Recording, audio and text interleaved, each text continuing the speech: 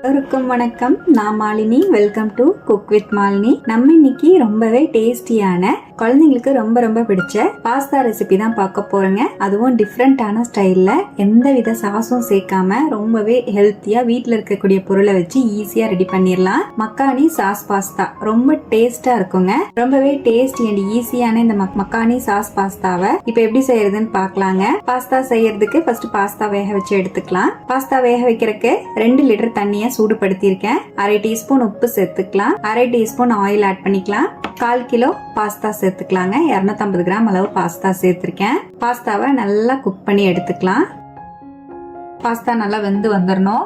பாருங்க, தண்ணி நல்லா கொதிச்சிட்டு இருக்கு. பாஸ்தாவும் பாத்தீங்கன்னா நல்லா வெந்துட்டு இருக்கு. பாஸ்தாவை எடுத்து பாத்தீங்கன்னா சாஃப்டா இருக்கணும். ரொம்ப வேக வச்சிட்டீங்கன்னா கொல கொலன்னு போயிடும். 80% அளவுக்கு நீங்க பாஸ்தாவை வேக வச்சு எடுத்துக்கோங்க.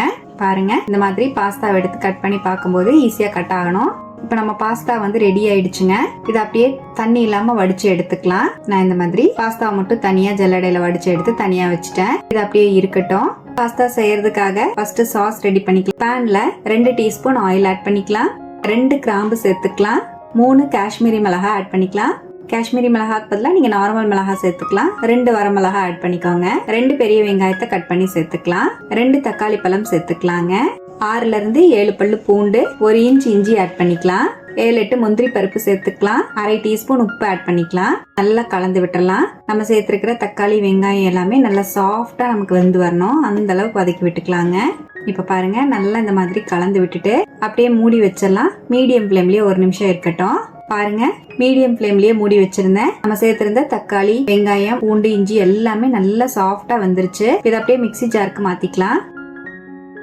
நல்லா நைஸா அரைச்சு எடுத்துக்கலாங்க. பாருங்க, நம்மளோட மக்கானி சாஸ் ரெடி ஆயாச்சு. இருக்கட்டும். இன்னொரு கடாயில 2 டீஸ்பூன் ஆயில் ஆட் பண்ணிக்கலாம். 1 டேபிள் ஸ்பூன் பட்டர் சேர்த்துக்கலாங்க. இதோடவே 1 டீஸ்பூன் காஷ்மீரி சில்லி பவுடர் சேர்த்துக்கலாங்க. 1 கேப்சிகம் இந்த மாதிரி ஸ்லைஸ் பண்ணி சேர்த்துக்கலாம். நல்லா வதக்கி விட்டுக்கலாங்க. ஹை ஃப்ளேம்ல வச்சு ஒரு 2 செகண்ட் நல்லா கலந்து விடுங்க. இப்ப நல்லா கலந்து விட்டுட்டேன். இதோடவே நம்ம அரைச்சு வச்சிருக்கிற மக்கானி சாஸ் ஆட் பண்ணிக்கலாம். நல்லா மிக்ஸ் பண்ணிக்கலாம். மீடியம் ஃப்ளேம்ல ஒரு 2 செகண்ட் நல்லா கலந்து விட்டுட்டு இதோட மிக்ஸி ஜார் அலசி 1ல இருந்து 1/2 கப் தண்ணி சேர்த்துக்கலாம். நல்லா மிக்ஸ் பண்ணிக்கலாம். இந்த மாதிரி நல்லா கலந்துட்டு 1/2 டீஸ்பூன் உப்பு சேர்த்துக்கலாம். நம்ம சாஸ்க்கு மட்டும்தான் உப்பு சேர்க்கணுங்க. ஆல்ரெடி நம்ம வெங்காயம் தக்காளி வதக்கும் போது உப்பு சேர்த்திருக்கோம். பாஸ்தாவையும் உப்பு சேர்த்து தான் நம்ம வேக வச்சு எடுத்திருக்கோம். அதனால உப்பு செக் பண்ணிட்டு ஆட் பண்ணிக்கோங்க. ஒரு 1/2 டீஸ்பூன் மட்டும் நான் உப்பு சேர்த்து கலந்துக்கிட்டேன். இப்போ உப்பு சேர்த்து நல்லா கலந்துட்டு ஒரு 2 செகண்ட் அப்படியே விட்டுடலாம். நல்லா கொதிக்க ஆரம்பிக்கட்டும் சாஸ். பாருங்க, இப்ப நல்லா கொதிக்க ஆரம்பிச்சிருச்சு. இந்த மாதிரி நல்லா கொதி வர ஸ்டார்ட் ஆனோடனே இப்ப நம்ம வேக வச்சிருக்கிற பாஸ்தாவை சேர்த்துக்கலாம். நல்லா மிக்ஸ் பண்ணிக்கலாங்க.